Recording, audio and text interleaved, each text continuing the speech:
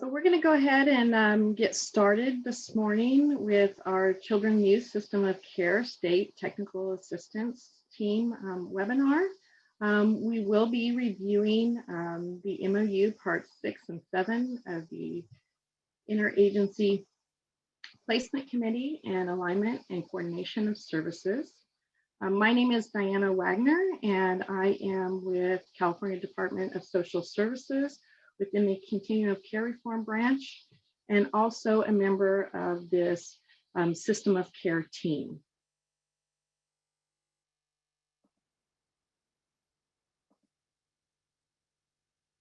So I just want to let you know the members of the team include Christine Bagley from Department of Developmental Services, Renzo Bernellis from Department of Education. From the Department of Social Services, including myself, we have Ashley Franklin and Richard Connect. From Department of Rehab, we have Nancy Whitling and Shanti Inzra. From Department of Healthcare Services, we have Lindsay Merwin, Olivia Alvarez, and Paul Rosinski.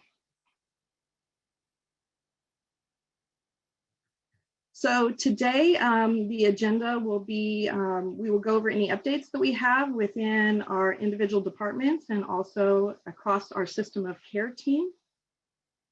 And then we will be presenting on parts 6 and 7 of the MOU. We have the pleasure today of having Shasta County Health and Human Services Agency do a local presentation of their Interagency Placement Committee, and then we will have question and answer time so that you guys can get additional information that you need to develop your MOU.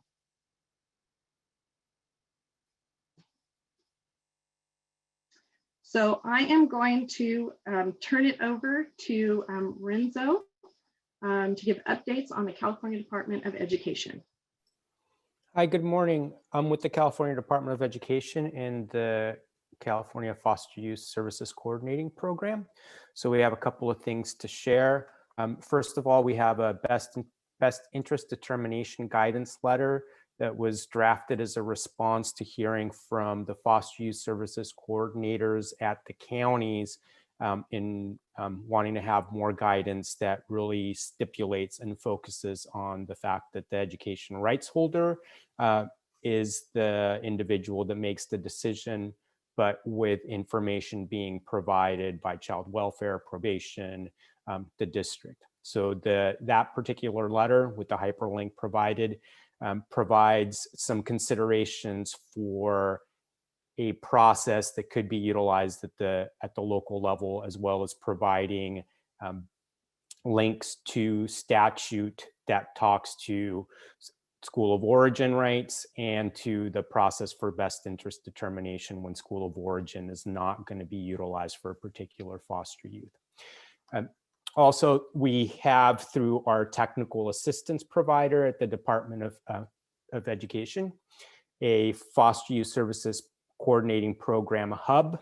This is a web page that contains information and resources for AB 2083, as well as other information that's pertinent to providing services to foster youth who are enrolled in schools. This other areas can also include guidance on child and family team meetings, and the page also includes a link for the technical assistance request form to receive technical assistance from the AB 2083 System of Care technical assistance team. That link's provided on this slide.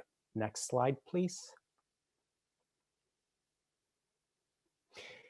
Our Foster Youth Services Coordinating Program through our technical assistance provider provides different types of training opportunities that are geared towards our coordinators, towards district foster youth liaisons, but are also open to any system partner that works with foster youth in California. So these types of trainings include mental wellness and supports to support students that are in foster care, trainings on trauma-informed principles for those that are providing care to foster youth, as well as being able to use trauma-informed principles in engaging with foster youth. Also providing tools within the child welfare system to improve equity and improve the inclusion of youth in foster care. And the links to the specific training opportunities can be accessed through the hyperlink provided on this slide. And I think we're transitioning to a different department with the next slide. Thank you, Diana. Good morning. Glad you are all joining us. Looks like we're getting those links dropped in the chat for you. From the California Department of Social Services, I'll share a few updates. We wanted to share the Systemacare training resources available at the Institute for Innovation, University of Maryland. And as soon as I'm done giving these updates, I will pop those into chat for you.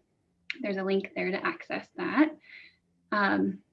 Also, some updates on the Family Urgent Response System, or FERS. There's a statewide hotline as well as a local mobile response team to provide immediate trauma-informed support to current and former foster youth and their caregivers. The local mobile response teams are comprised of trained professionals who are available to provide face-to-face support during critical moments. FERS has launched and the hotline is up and ready and receiving calls. And county mobile response teams and interim response teams are also in place to start serving youth and caregivers with in-person responses. There are flyers available. I'll add those into chat. Please share those out. And then more information is available on the California Department of Social Services website. And I'll share a link for you on that. And a few updates around wraparound. Their planning is underway for the FFPSA Part 4 aftercare. Currently, there's proposal for funds and mandates for high fidelity wraparound to meet the aftercare requirement. The monthly wraparound steering committee and monthly data, fiscal, and workforce development work groups are focusing on the planning. And the next California Wraparound Advisory Committee meeting is on April 29th. It's an open meeting to discuss various wraparound topics, including the FFPSA Part 4 aftercare. For more information, I'm going to pop in a link for you for the California Department of Social Services website, or you can email wraparound questions to wraparoundquestions@dss.ca.gov, and I'll share that link in a moment too, or that email address in a moment too. An update related to peer partners. The next peer partner hub is on April 15th for parent and youth partners who work in any child serving system who have lived experience within any child serving system. And there is a website as well as that email address for any information you want to follow up. I'll share that in just a moment.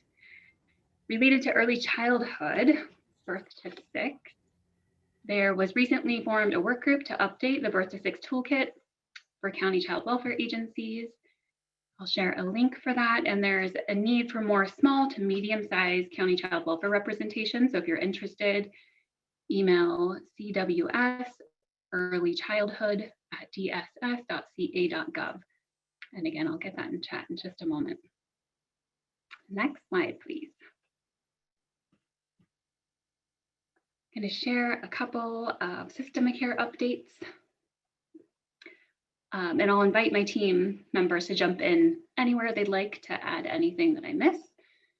Regarding MOU submissions, our team, the Children and Youth Systemacare State TA team, has received 8 completed MOUs at this point.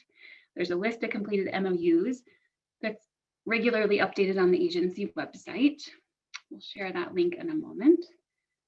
The team has also provided review and feedback on many drafts submitted for review, and we welcome any counties interested in having their draft MOUs reviewed to reach out for this type of TA by emailing us at systemofcare@dss.ca.gov.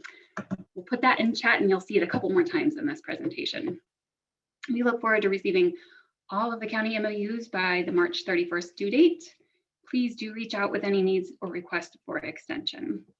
There was a milestone document sent out to the local interagency leadership team members with which to provide our team a status update about the MOU development and identify any priority areas needed for support.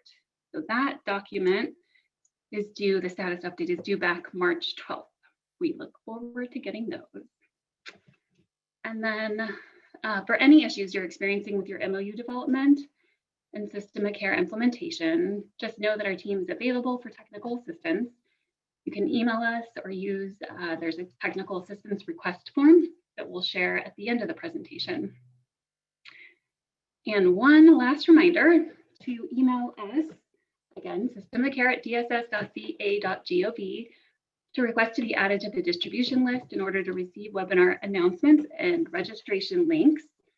It looks like it worked better this month, fewer emails about issues accessing the webinar, but there's a new and unique link for registration each month.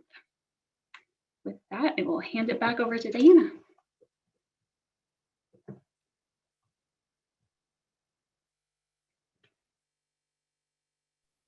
Thank you, Ashley. I believe at this point, Christine is going to be presenting. Hi there, welcome. So just a quick overview, kind of recap for those who aren't familiar. AB 2083 is a piece of legislation that requires certain things of our local partners and certain things from the state. So for our local partners, it's requiring MOU development. That's why we're all here today, of course. That will include our child welfare partners, our regional center partners, County Office of Education, Probation, as well as County Behavioral Health.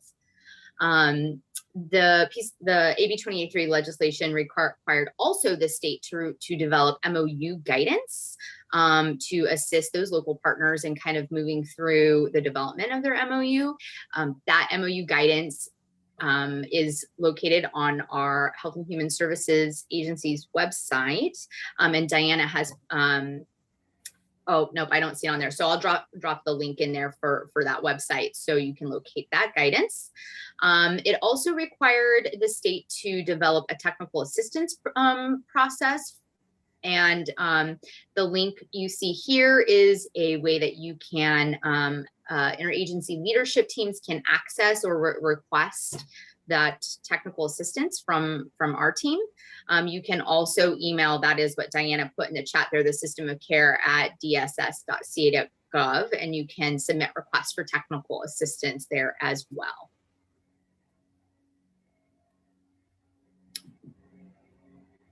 The other parts of AB 2083 are requiring the state to do an analysis of gaps in placement types, services, and other challenges that we're seeing across the continuum of care. And based on that information, it's going to require us to pull together a multi-year plan to increase capacity and address those identified gaps. So more to come on that. There is an initial letter to the legislature that's also located on the Health and Human Services System of Care website. So you can take a look there if you're curious to learn more about our kind of approach to that. And if you have any other kind of general questions about AB 2083 and how California is implementing a system of care, you can visit the website, which is posted right here on the slides. And I'll also leave that in the chat for you. So today we're gonna discuss the Interagency Placement Committee, which is part 6 required of the MOU, and alignment and coordination of services, part 7. And so you know, and how those two kind of intersect and work in companion with one another. In January and February, we really kind of dove into the assessment and entry to care and child and family teaming, and how all of those things connect and build off one another. And so, you know, today we'll dive into part 6 and 7. And, you know, alignment and coordination of services really requires planning, joint planning at both the system level and the child specific level, and then also connects to teaming. And so we'll kind of dive into that today. And really AB 2083 is creating the opportunity for our local systems to explore if and how the IPC Interagency Placement Committee process can support local teaming and service planning, both child specific and system wide for all of the system partners. So with that, I'll turn it back over and look forward to this conversation today. Thanks so much. Thanks, Christine. Rich connect with the Department of Social Services, and just anchoring that a little bit further. Some of you in your early design work around your system of care MOU and your interagency leadership processes may be familiar with the nationally established definition for a children or youth system of care, which comes out of the SAMHSA funded technical assistance historically at Georgetown University. So we've got a link here which we'll provide to you, but this definition of a system of care is available all over the internet.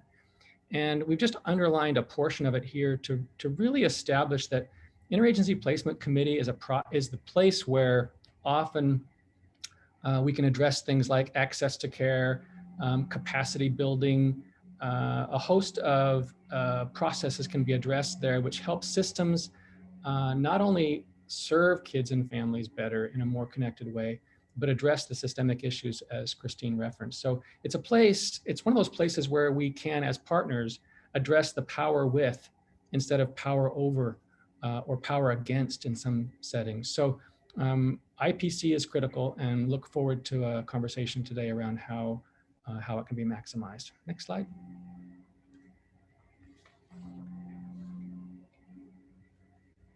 There are some historical primary purposes to Interagency Placement Committee. So if you are new to system of care, and particularly for regional center professionals, for schools, educative professionals, IPC is probably a foreign concept on some level, right? So we just want to orient folks quickly to the primary historical purpose, which goes back about 23, 24 years in California, but particularly under the continuum of care reform, it has become the kind of mandated or regulated place where a county system must authorize and approve, if you will, the placement of a young person into a short-term residential treatment program. And there are two steps to that. We have to establish through review or clinical assessment that there's medical necessity for the specialty mental health services that will be delivered as part of their care and service plan while they're in the STRTP and then beyond. And then establishing through a collaborative conversation that the system is committed to the fact that this young person's needs can only be met in an STRTP and not at a lower level of care. So that's the primary kind of historical anchor to Interagency Placement Committee work. Next slide.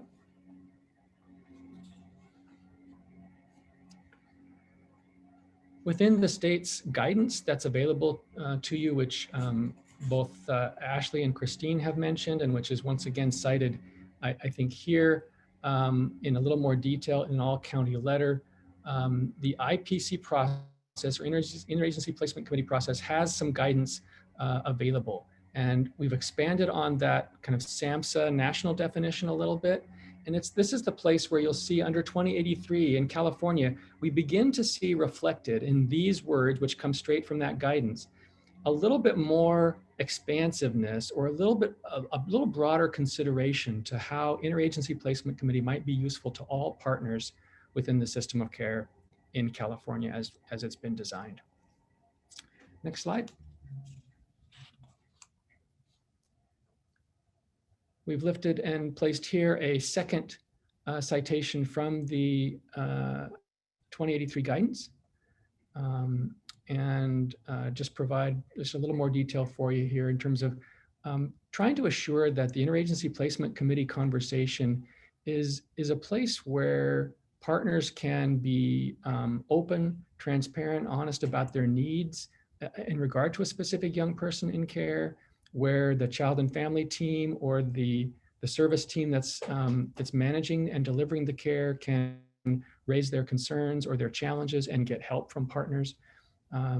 So it's really an opportunity to kind of put the rubber to the road, so to speak, in terms of interagency practice. And I will yield to Renzo, who's going to talk about some similar concepts here in a graphic way. Thank you, Richard. So the historical perspective that Richard provided is provided visually with this slide.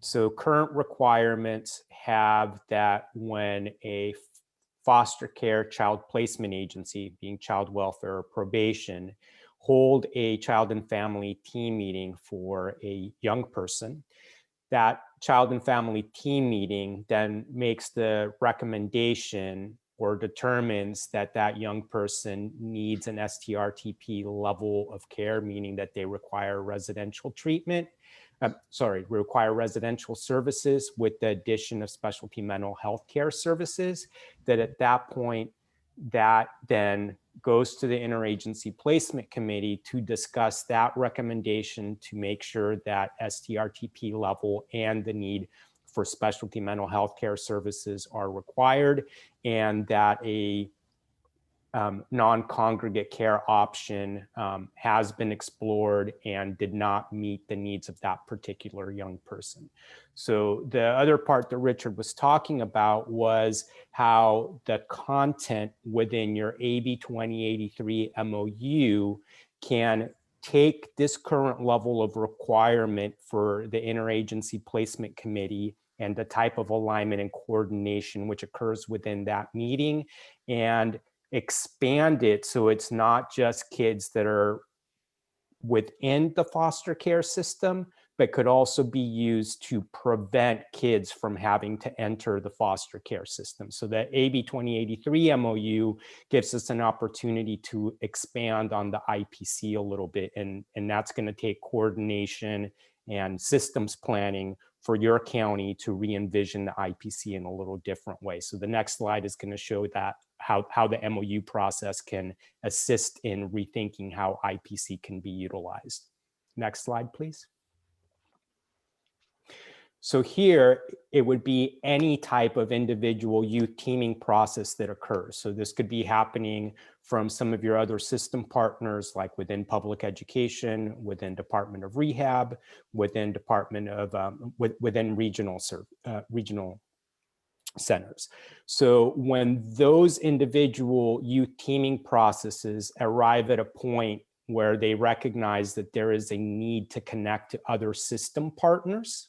So for example, youth that's having educational issues, and the educational team working with the parent and the youth realize that there's a need to connect to healthcare services, whether those be from the mental health plan or other system within the county, that that team can then connect with the IPC to see what are the services that are in place within the county that could be utilized to align and coordinate with the support and services that's being provided through that educational teaming process. So we're looking at the IPC then from this lens as being able to connect a single service partner to the rest of the system, so that there is alignment system-wide and not just within a single subsystem. I hope that makes sense. So it's a bit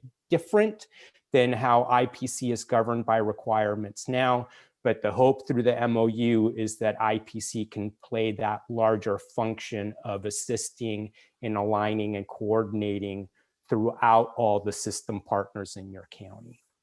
Next slide, please.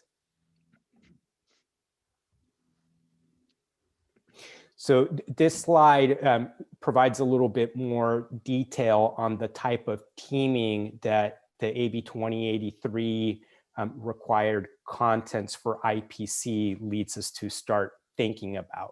So looking a little bit past the current role where IPC serves as an authoritative decision-making role within foster care when the placement agency is child welfare or probation, but realizing that the connection that the current requirements make in regards to having discussions about utilizing non-congregate care settings, and making sure that appropriate health services are being provided to meet the mental health needs of a student and the behavioral needs of a student, that we can build on that structure through the AB 2083 MOU to make that IPC take on a larger role, or to take on a slightly enhanced role from what is currently required of an IPC. So the second bullet then takes a look at that. So how can we utilize the IPC as a structure that's already in place to enhance our ability to coordinate and align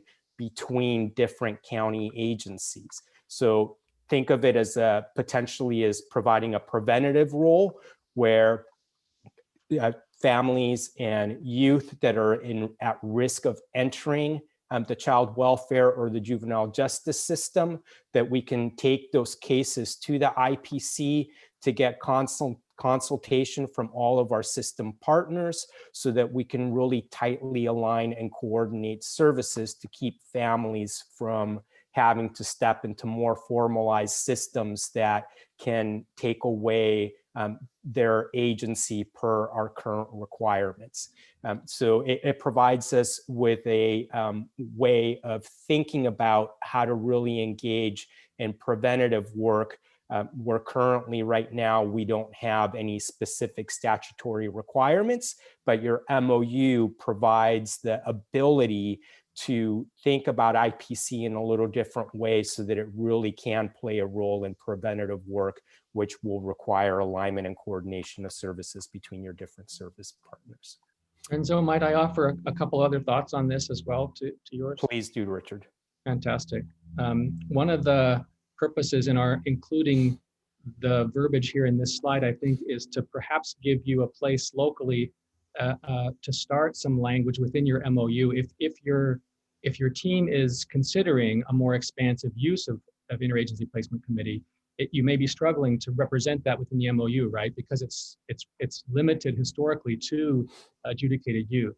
So if you are looking for a language that potentially might kind of jumpstart or prime the pump of your local MOU language to kind of flesh out the differences about how you would access interagency placement, you could start with some of this kind of language. It's simply consultative for you. It's not intended to be language that you would cut and paste into your MOU, but it's some words where you might find it useful to consider how you do that. Some of the local examples that if you're wrestling with kind of understanding where a non-adjudicated minor might come into IPC, you might imagine if there were any teaming process where there are highly challenging clinical needs present, and that team is not able to meet those needs, you might consider an IPC conversation. When the family maybe has consistently asked for a new team, if the team is struggling for engagement over a prolonged period of time, when the team has done its best to engage and it's just not syncing, you could potentially go to IPC to say, hey, do we want to reassign the family to a different team?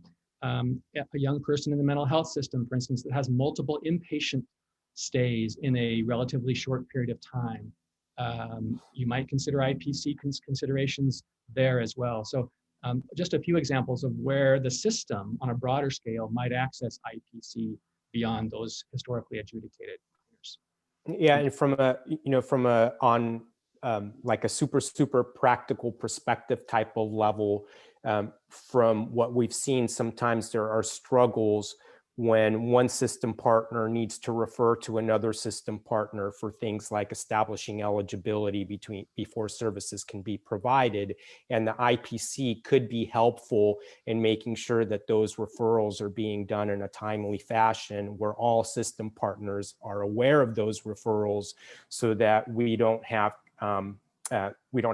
lapse in time for assessment to establish eligibility between the system partners. Okay, I think we're transitioning to a different member of the 2083 team for slide 19.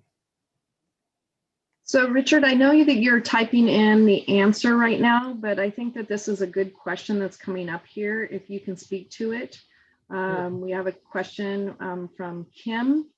If the IPC is intended to serve a prevention role, how is information sharing allowed to support that? Yeah, it's a really good question. And one of the reasons that Part 3, I think, of the MOU invites system of care agencies and departments into an alignment of their information sharing processes to address privacy and confidentiality issues. If you can address them appropriately there and as best you can mitigate the highly regulated privacy confidentiality issues, then your IPC process is open enough so that, again, by consenting to care or by signing a release of information, the family's considerations can be addressed in that manner. So there's a connection between Part 3, where you maximize your information sharing opportunities as system partners, and the use of that interagency placement committee.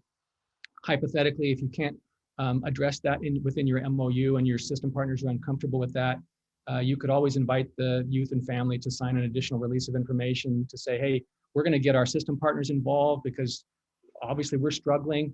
Can we do that? And so we're going to have what we call an interagency placement committee, or whatever you call it in your county system, and you can just elevate it that way. Just get another release of information. I suspect could be a workaround in that regard. One of the really dynamic ways to use IPC would be, and some counties do this, of course, is they invite the child and family right into the interagency placement committee process. So in that level, it becomes kind of an expanded child and family team meeting. And in that case, you've got existing tools, I think, to authorize the release of information by and between partners. So those should extend by definition to IPC if you're one of those counties where you're going to open your IPC process to youth and family, which is super highly desirable, but not easily done, I'll say. So those are my quick thoughts on mitigating the information sharing issues. Hope that's useful, Kim. If not, feel free to follow up afterwards. Yeah, Richard, I think that was great. And then in what you're describing, how do you really differentiate then the IPC and like an MDT, multidisciplinary team meeting? Yeah, these are fantastic questions because we do have a lot of nomenclature in use across systems, right? And on some level, that's gonna always be the case. Locally, I'll just reflect, I guess, that I'm not sure, it certainly doesn't matter within the implementation and compliance with 2083 what you call the interagency placement committee, or what you call child and family teaming, or what you call multidisciplinary teaming. Nothing invites you to change any of that necessarily. But within your local design, interagency placement committee is just intended to be that place where any teaming process or care delivery process that seems to not be working and presents risk for the young person and their caregivers, their family, or for systems, you can elevate it into IPC. It just becomes kind of the brokerage or the clearinghouse for where your teaming issues from whatever sector can be addressed. So the Richard, can I add to that a little bit? Yeah. So one of the things that your teams that are drafting the MOUs can consider doing is doing an inventory of the types of multidisciplinary team functions that are already present within your system. So for example, if I take a look at the Foster Youth Services Coordinating Program, one of the requirements of that program is for an, I'm going to butcher the acronym, EAC, Executive Advisory Committee at the county level. When you look at the required members of an Executive Advisory Committee, you can see that there are parallels within even the current requirements for who should attend an IPC and within the MOU requirements for your interagency leadership team. So as you construct your MOUs, take a look at the structures that you already have in place, because you might be able to find that your current structures just need a little nudge here or there to make them, maybe that's not the right way of saying it, but to adjust your current processes so that they're reflective of the vision that's included in the AB 2083 MOU requirements. So again, using the EAC as an example, maybe those meetings that are happening for care and coordination of foster youth within the EAC could be happening within an IPC meeting. And we could also look at the IPC as supporting the EAC, because the IPC could be open to hold discussions for kids and families that are not formally identified as being within foster care, where the current EAC requirements right now are for kids that are identified as foster youth. So I think that's kind of an alignment process that has to happen within county to take a look at the overlaps between your current structures for different types of meetings and the purposes for those meetings that you have, and how to make those work within an AB 2083 MOU context. Yeah, thanks, Renzo. There is additional a question from Kim on the timeliness or the timelines for convention of an IPC vis-a-vis the pre-adjudicated minor, right, coming into care through the welfare system, or I guess through other systems as well. But I think you're right, Kim. Probably legislative action may be necessary to adjust timelines in some cases. That might be super helpful. I think also certainly at the front end of care on the welfare child protective services front, that child and family team is the first order of business, right? So some of the first critical decisions around entry to care and planning for permanency obviously have to get dealt with within the child and family team first. You wouldn't go straight to IPC. That's certainly not our intent, right? So I think the question's powerful, because we do want today to make sure folks can weigh clearly, understanding that IPC is kind of a second order resource. It's not intended to replace child and family teaming or multidisciplinary teaming or any other teaming that folks are doing. It's that place where we troubleshoot cases, situations that are not working well and that need multi-systemic partnership, if you will, or additional resources.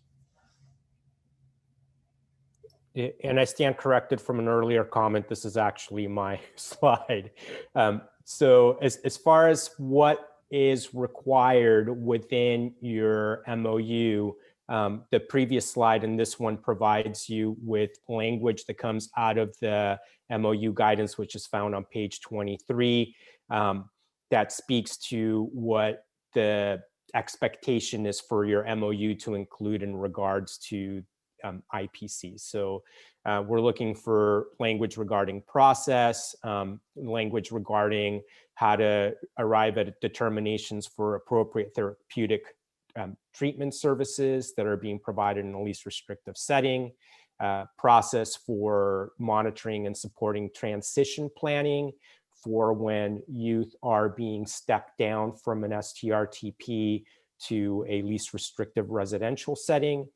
What is your process at your county for communicating issues, concerns between your different system partners that start to address things like practice and developing technical assistance and providing supports to enhance your interagency leadership team, or develop those supports within your interagency leadership team that then supports and then allows the IPC to meet its required functions and this expanded view of what an IPC can become through the AB 2083 MOU. And again, this information is found on page 23 of the MOU guidance.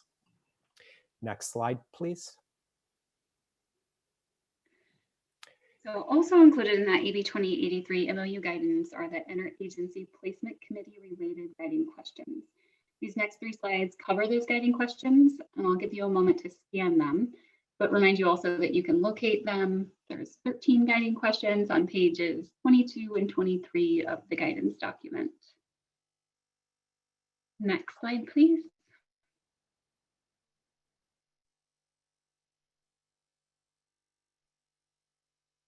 Here are a few more of those guiding questions.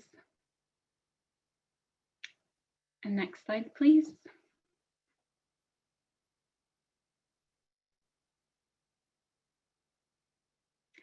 And a few more for your quick scan.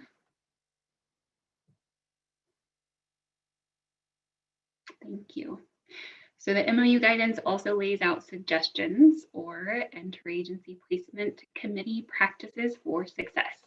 These considerations are here as tips to support success with the IPC. The full list of practices are available on pages 24 and 25 of the MOU guidance. Next slide, please.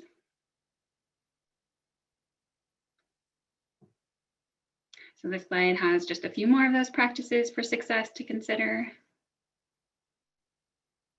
Next slide, please.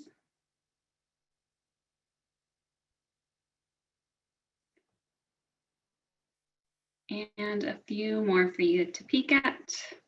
I'll hand it off to Richard, I believe. Thanks, Ashley. Really quick, just want to remind folks that the PowerPoint and the presentation will be available afterwards in a relatively timely way. So we are kind of jumping through some of the guidance information in particular in a pretty quick fashion, but just know that it's available via the link that we provided to you earlier. For a moment, just want to reflect on the fact that effective interagency placement committee practice is really driven by the same values that drive both teaming at the practice level and teaming at the interagency or systemic level. So when you look at the 10 essential values of system of care, just know that everything that we're in conversation around today vis-a-vis interagency placement committee is anchored in the very same principles and ideas that drive us all hopefully towards a recognition that all kids in our county are our kids, and that we can, and that through interagency placement committee, we begin to push the boundaries of the silos where we've seen welfare kids, mental health kids, regional center kids, special ed kids, probation kids, right? The system of care inherently does away with those artificial separations and invites partners into a place where we jointly troubleshoot and take responsibility, recognizing that if we don't do that effectively in interagency placement, if we don't do it effectively in teams or at interagency placement, then partners are still kind of hung out to dry, so to speak, often with very complex young people. And those young people can sometimes percolate from one system to the next, right, when their needs are not met. So IPC is that place where we can converge and plan in ways that help us avoid the pitfalls systemically from having often really difficult, traumatized young people who can't get their needs met by one organization alone. So just take a quick look at the values and just know that this is fundamental to system of care, what we're talking about today in terms of IPC. Next slide.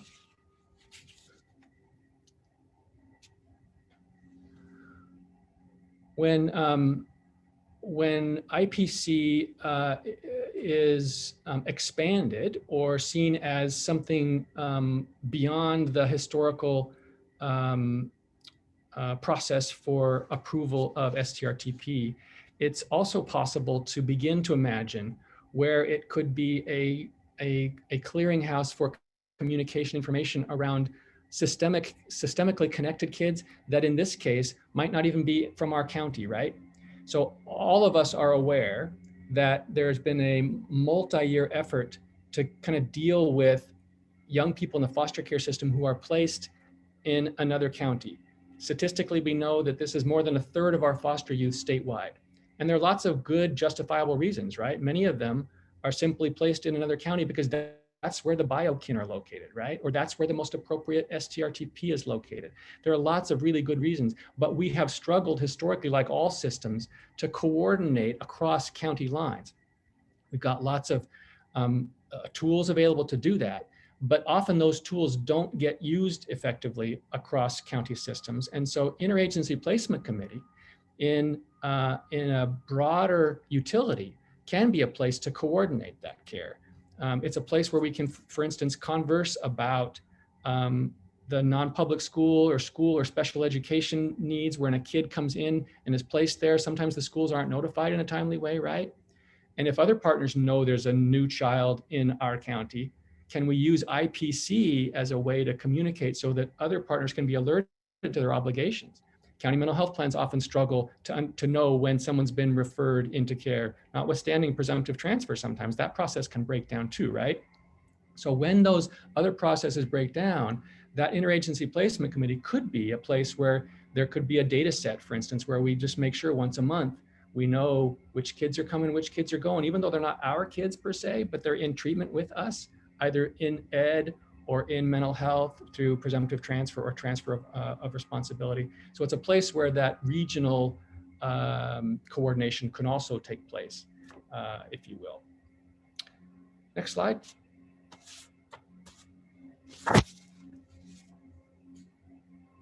So one of the other things that might be useful within the memorandum of understanding on some level is to assure that there is adequate administrative support for interagency placement committee. It's a great process, but it's held by partners, right? And sometimes when we get a lot of cooks in the kitchen, we can all make an assumption. And I saw this in my county, for instance, more than once, where we make assumptions that one of the partners is handling the follow-up. Once we've talked about a young person and we put a plan together via IPC. So follow-up or follow through on the interagency placement committee conversation is critical. And so 3 ideas quickly here that may or may not have value within your MOU, but something for you to ponder on. Just assuring that we follow through on our commitments, right? That the documents that your local system uses to reflect what happened within the IPC have clarity and specificity, and that they're communicated back to the child and family team, and of course to the family, right?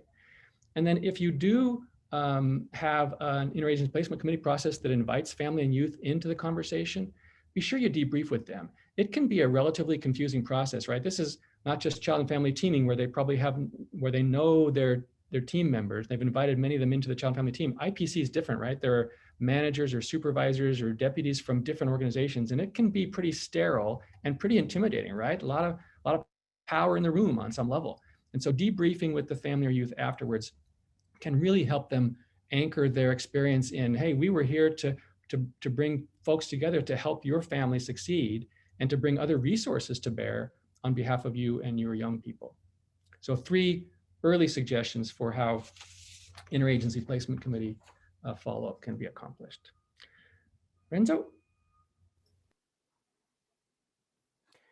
So you've heard us talk about revisioning or thinking about IPC a little bit differently and how it can help with alignment and coordination of services. Part 7 of your MOU asks that your county develop language that speaks to that alignment and coordination of services for your county system of care as a whole. So some of the minimum required components for Part 7 of your MOU ask that you have a mechanism, process in place within your county that identifies the individual needs of children and their families. Through that identification process, that you have a compilation of educational information regarding the health of the child, information regarding child welfare placement, the different types of program options that were looked at, the service delivery that can be utilized to serve the youth and their family, and to be cognizant of the legal timelines that are associated with provision of services from our different service sectors. Within that process, have specific procedures that identify and develop and lead to monitoring of coordinated policies, have procedures that help your practice, resources for the implementation of those practices that create a benefit for the youth and their families. And within those practices and processes, that you have checks in place so that each of our different partners from the different agencies are accountable for meeting the needs of children and families. So again, this is what the requirements within the AB 2083 guidance are looking as a bare minimum requirement for content within Part 7 of your MOU. Next slide, please.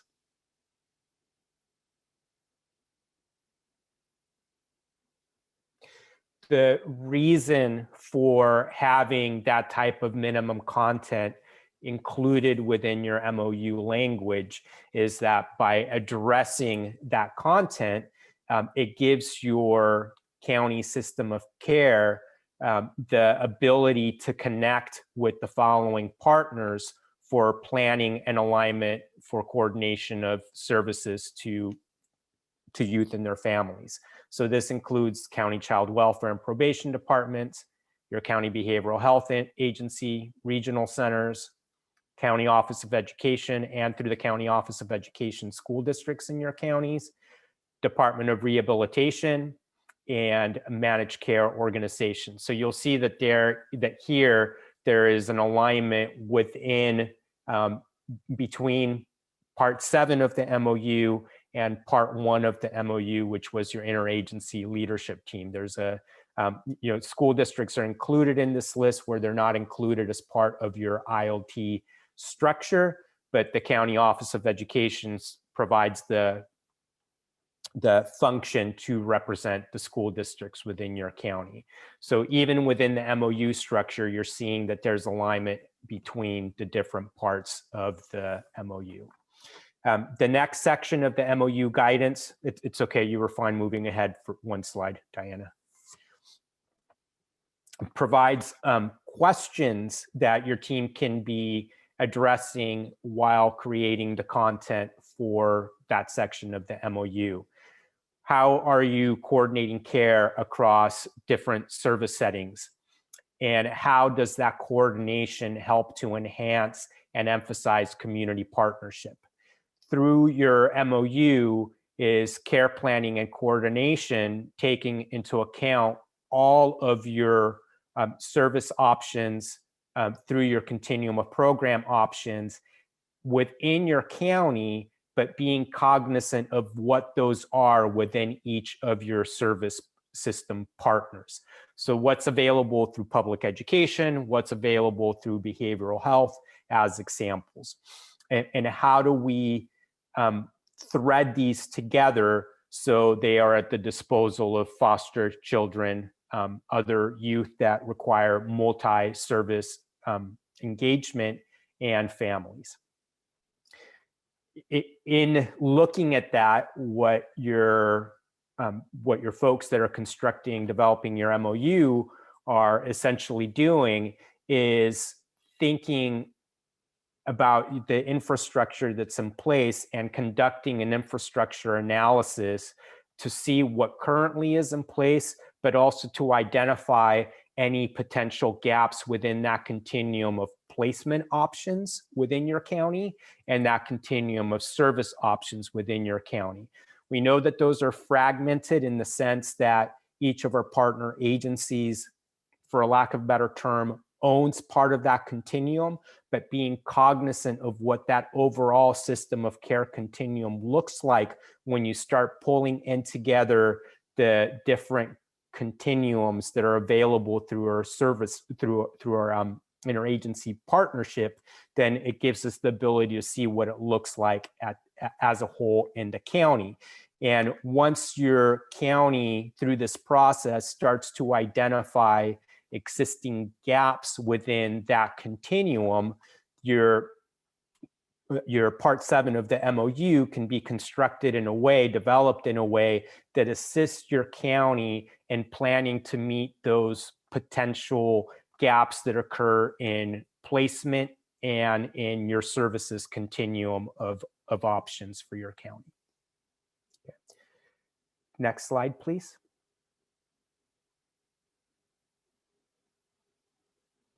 Okay, so the next part of our webinar today is going to be presented to you by the team from Shasta County, who will expand on topics that we've addressed this morning in regards to the Interagency Placement Committee and coordination and alignment of services. So I'd like to welcome Amber Condry, Mary Jane Mathis, Laura Stapp, and Bailey Koger. Thank you for making your Shasta team available today to share with us what Shasta County is doing for the benefit of those of us who are attending today's webinar. So I'd like to hand it off to the Shasta team. Hi, everybody. Thank you so much for, asking us to present and listening to the presentation. I think we have a long way to go to get to where the vision is, but it's a compliment, and Laura and I are going to present the slide deck together. So next slide, please.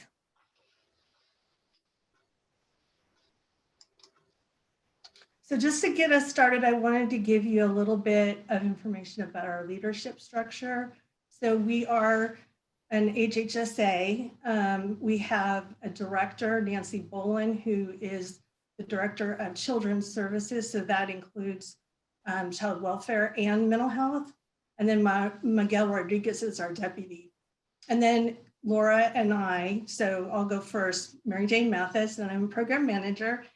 And I have several programs, but one of those is I am a manager of a team that is called Intensive Services, which I think is why I'm part of the IPC team, because those are the youth that come to the ongoing unit with the most behavioral and mental health needs. And so that's a big part of my job, but I also have those other programs that are listed as well. I'll let you introduce yourself. Yeah, so like Mary Jane said, my name is Laura Stapp, and I am a licensed clinical social worker, and I oversee mental health services programs for not only the children of child welfare, but for their parents as well. So given the high needs of the kids that come into care, I have clinicians who, and a supervisor who was part of Mary Jane's IPC review team. And so we're going to share a little bit about what that program looks like here in Shasta County. So Diana, can you do the next slide, please? So today we're going to just give you guys what we call a little kind of snapshot of our collaborative IPC program and the different partners that make up our IPC. And then we're going to share with you a special team that a meeting that we facilitate called the Intensive Services Mapping, because it's integral to how we then get to an IPC meeting.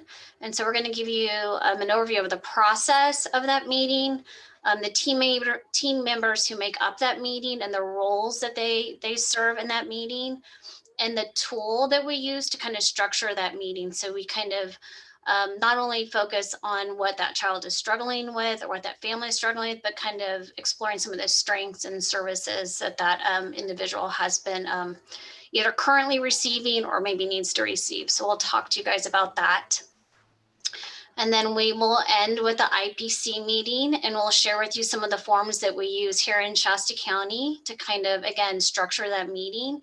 And so we can meet some of the requirements the state is asking us to do when we arrive at the decision for a higher level care for our kids. And then hopefully we'll have some time for some Q&A. Next slide, please. So our ICP team is a collaboration of people that come together to talk about our youth. It's a weekly meeting. There's child welfare social workers that are there. There is the child welfare mental health folks that are there, public health nursing, Shasta County Office of Education, youth probation, outside residential organizations and providers. I will say an area that we are going to grow in is inviting our regional center partners. CASAs are available to come, and our community-based organizations. So next slide.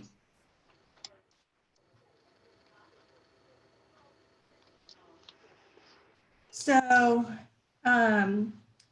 if a youth is identified by child welfare probation and meets one of the following criteria, and it doesn't need to be just this strict, but I mean, this is sort of what guides the process for a social worker or a probation officer asking for a mapping is that those youth that are struggling with placement stability, they're escalating in their behaviors. They have unmet mental health needs. Sometimes we'll be transitioning youth from dependency toward or vice versa, or youth that are currently in an SDRTP. So the request is made by the social worker, the probation officer, or the mental health clinician, and we present these youth at this weekly intensive services mapping. Next slide.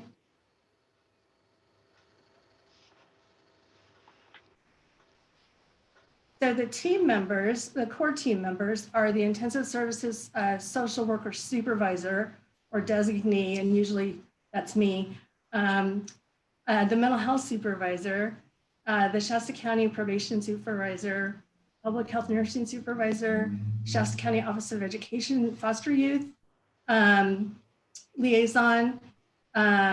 Other required members are the assigned social worker, of course, and the probation officer, because they're the ones that are going to be knowing the most about the youth that they're presenting. Other invited members are the assigned mental health clinician, a CASA member, and a regional center representative. Next slide. So this is the mapping tool, and I just wanted to include this for other counties that might need a place to get started. This is actually from Sue Lauerbach out of Minnesota. She came some years ago and trained us on using this tool. So it is the tool that we use for mapping, but it's also the same tool that's used from the front end in Red Team and all the way throughout different places in the case. But I wanted you to have access to that. Next slide. And one of the things I just want to add to Mary Jane's mapping tool is that before COVID, we would often do a genogram to go with that. So along with the strengths and the challenges that we can see a child's experiencing, we can see the structure in which that child is living in. So we can kind of look at maybe other services or maybe supports that we need to bring in. So the genogram is an integral piece to that tool as well. So the mapping structure. So these slides are really to kind of discuss about the roles that those team members that Mary Jane was talking about earlier have. And so given the complexities to the kids that get presented in a mapping, we use Mary Jane's child welfare intensive services supervisor to facilitate these meetings. So Sean's job is really to kind of keep everyone focused and making sure we talk about everything that is making up this child's clinical picture or situation. And so in addition to the facilitator, there's always a presenter. It would either be the child welfare social worker who called the meeting or the probation officer. And the clinician presents alongside with either one of those professionals, so we can kind of talk clearly about what this child is currently experiencing. And so, really our goal is in the mapping either to kind of look at maybe services that maybe aren't being provided consistently to this child and that family to address the behaviors and the placement stability. And then at the conclusion of that mapping, if we really identify like this child needs a higher level of care or maybe therapeutic behavioral services, or maybe wraparound, or maybe it is group home level care at that point, then the next steps out of the mapping is to place that child on calendar for the IPC meeting that Thursday. Sorry, Diana, I talked through 2 slides, so if you could advance it, that would be great.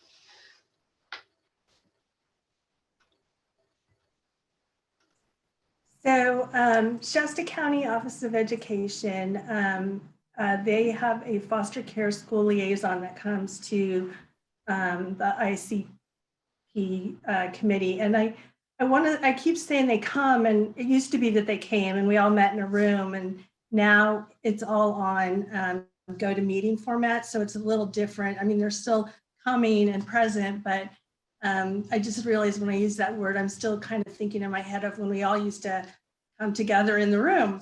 But anyway, the foster care liaison, really her role or his role is to provide the educational recommendations and supports that are necessary and or are lacking.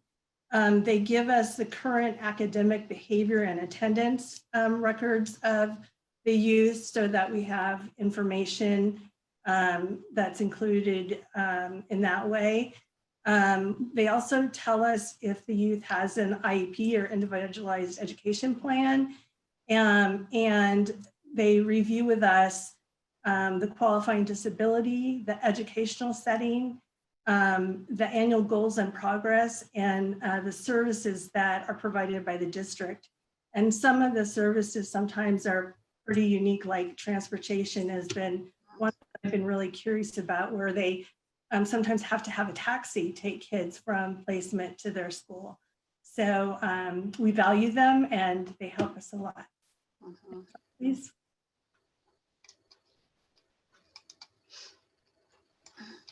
Here's some more things. Education of support. So they also help us with supportive services like tutoring, mentoring, and counseling. The current strengths that are or concerns that the school is discussing with the liaison. They identify overlapping or incongruent behaviors that are present in the home and maybe not at the school or vice versa. And they also identify supports to help stabilize connections to the school and increase placement stability. So those folks really, I'm not going to say give us a hard time, but they really remind us about of origin and residency and how important it is to maintain this educational placement, as opposed to, you know, if we're going to move a child and they're not going to be in the same district. So they're good advocates for our youth in that arena. Yep. Slide.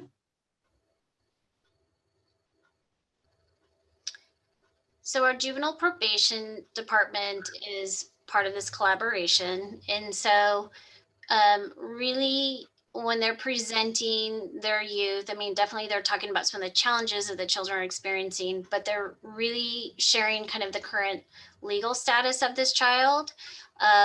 They share like history, you know, some of these families are intergenerational in our community, so they have a lot of information about what has been happening in this child's life. And then they can talk about next steps. They can talk about like different interventions that maybe we could be identifying for this child to stabilize. And then they can talk about from a legal perspective how that may or may not impact a child. So they're an integral part to this committee trying to, you know, look at recidivism rates for juvenile probation youth. Next slide. And then our public health nurses, they are a valuable team member for our mapping and IPC. They're sharing like the current health needs of the child, because we know a lot of times kids can have health issues that impact their behavior. So it's really important for them to be able to share kind of the current status of a child's health, whether, you know, they're up to date on the CHDP, or maybe there's a medication that they're taking. So our nurses really are able to kind of share the most current health information for our kids, even, you know, along the lines of updating us on their dental needs as well. So they're a valuable member, just like Mary Jane was saying, education.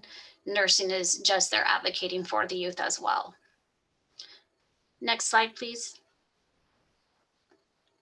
And so our mental health team. So like Mary Jane said earlier, we have a clinical supervisor who is a core member to this IPC process we have here in Shasta County. And that's valuable in the event we have a child who could potentially be placed on calendar who maybe hasn't been connected to services. So having that level of knowledge to kind of, use a trauma-informed lens to kind of hear what's happening for this child and make recommendations for additional services to kind of meet the problems that are being presented is valuable. And so next slide. So the clinician who is assigned to the child, if there's an assigned clinician for the mapping, they really share like the current treatment plan, goals that they're working on with this child, interventions they've been working on to date, and progress or barriers to meeting those goals. History of treatment is really valuable because we can kind of see, maybe 3 years ago things were working, but now things are really struggling. So maybe we can use that to kind of develop some interventions to support this child improve their functioning. So both the mental health supervisor and the assigned clinician are very valuable to this mapping IPC process. Next slide.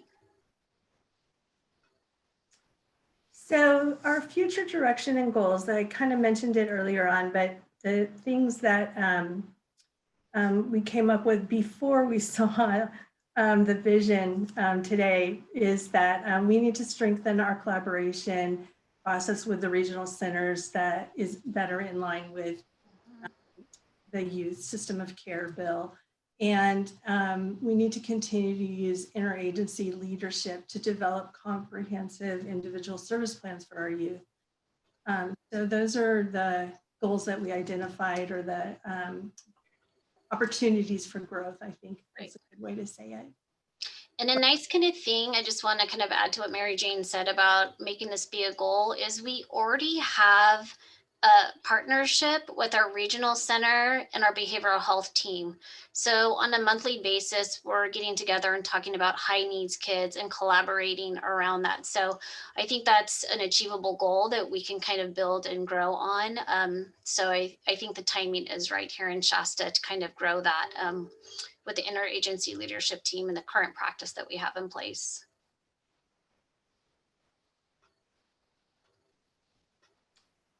Okay, so now we're going to talk about Interagency Placement Committee, the actual IPC process. And I just want to say, before today, actually, this committee used to be called PPRT, Placement Prevention Review Team. So in Shasta, that's what we've always called it. But we wanted to be in line with the state, so we did change our name to Interagency Placement Committee. But we've been PPRT for almost 21 years. So I just wanted to let you guys know that. Slide, please. Okay, so the meeting is deemed necessary if at the mapping, it's one of the next steps.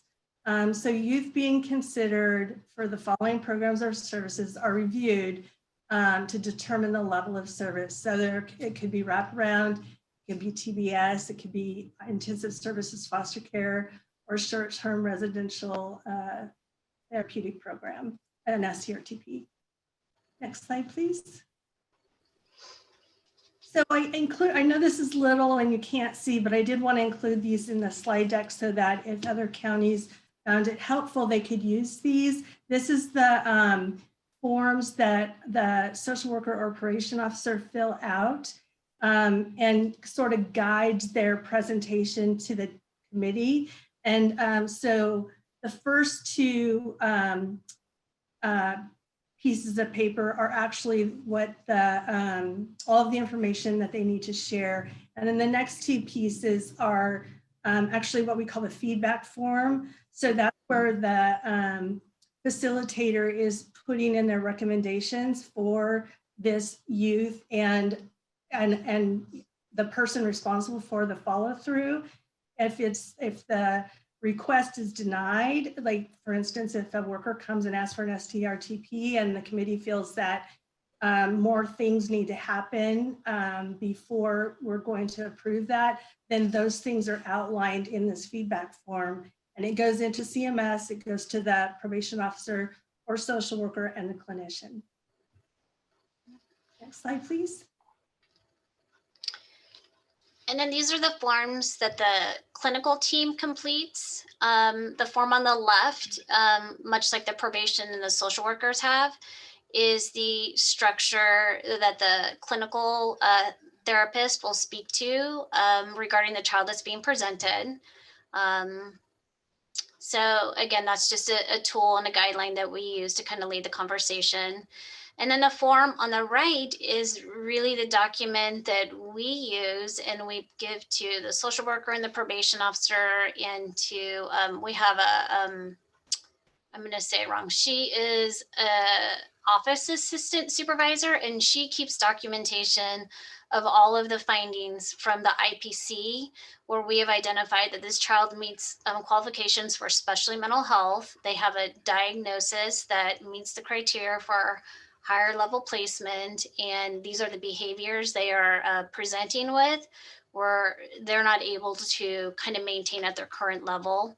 So they're needing the higher level care that the IPC team identifies, whether it's RAP or TBS or STRTP or maybe even therapeutic foster care. So that's kind of our checks and balance to make sure we're meeting those state expectations.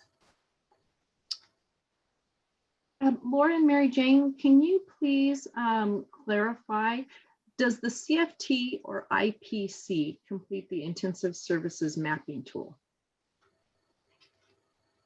The intensive services mapping tool is, ask me again, is it what? There's a question, and folks want to know, is the intensive services mapping tool completed by the CFT members or IPC members? So the mapping tool is completed and facilitated actually at the mapping by the supervisor of the intensive services team. So he is, olden days, he would be at the board doing it in front of people. Now he's doing it filling it out as he's talking and facilitating the meeting. So, we start with how the family came to our attention, what the concerns are, what the complicating factors are, strengths, next steps, gray areas. So he's generating that conversation, and that's at the mapping. Does that answer? And is there information brought to that mapping from the CFT team, family members, and the child? Yes, yeah. Usually by the time we get to a mapping, yes, there's been multiple CFTs and multiple gathering of information. So actually, not all the kids that come into care get mapped, but all of the kids that come into care have CFTs. And the CFT information that is received contributes to what is in the mapping form. Does that answer the question? Yes, Mary Jane, thank you. And if you need more information, please, you can add it to the chat and we'll be happy to come back to it. We also have a request for you to share out these tools that you're showing so that we can share with the group of folks on this call. Yes. Thank you. Are we ready for the next slide? I think we're done. Okay.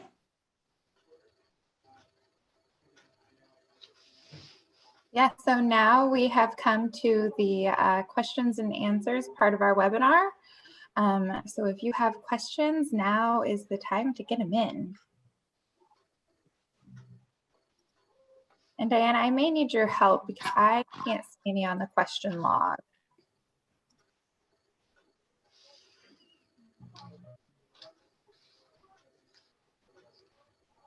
So I'm not seeing that we have any current questions right now. Okay.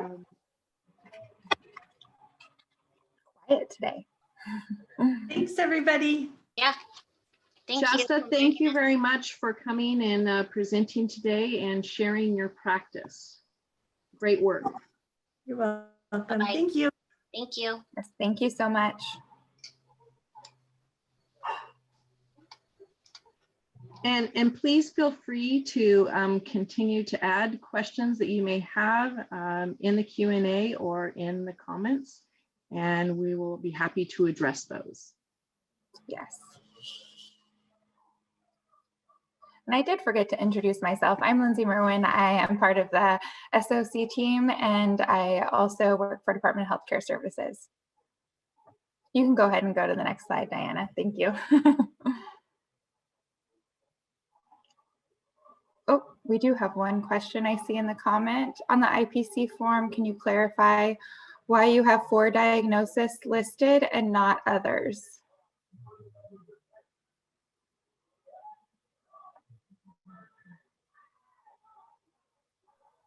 So Mary Jane or Laura, If you're still are you there. able to speak to that? Yes, I'm sorry. I was having some technical difficulties. So, that is a standard form. And so, for me, there are a list of specialty mental health diagnoses. And so I would like to kind of explore that further and see if that is a mandate through Department of Social Services or if that should be a more extensive list. So I don't have a definitive answer for you. I'm sorry. I need to do a little more research around that myself.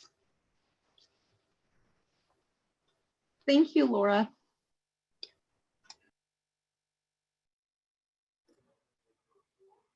Okay, I haven't seen any more questions, so I think we might officially be able to go to the next slide, Hannah.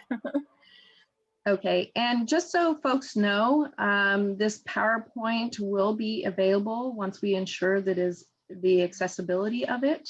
And that will be posted to the California Health and Human Services Agency website on the System of Care page. Yes, thank you for that, Diana. Okay, so here are some resources and guidance links. You have the AB 2083 MOU guidance that can be found on the HHS website. There's also the All County Information Notice describing the use of teaming meetings to increase cross-system collaboration between local child welfare and education agencies. And then you also have the All County Information Notice for STRTP placements, criteria, and IPC second level review for ongoing placement into group homes and our STRTPs. Both of those can be found on the CDSS website. Next slide, please. Here you have CDE's and CDS's joint guidance on conducting best interest determinations, BIDs. Next slide, please.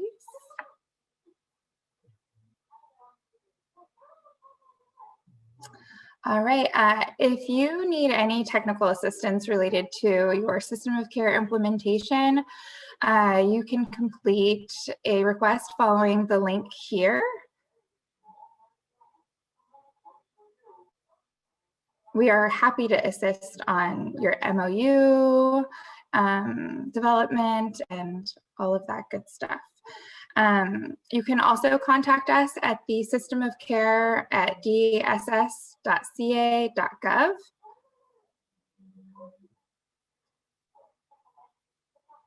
Next slide.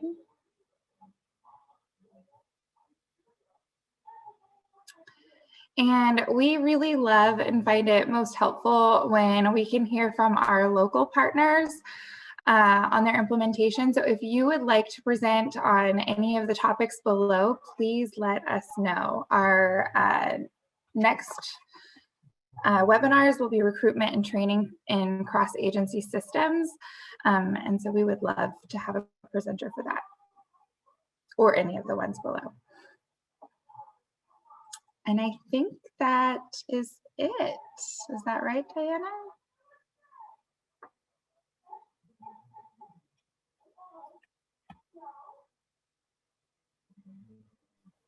Yeah, so that is it for our webinar today.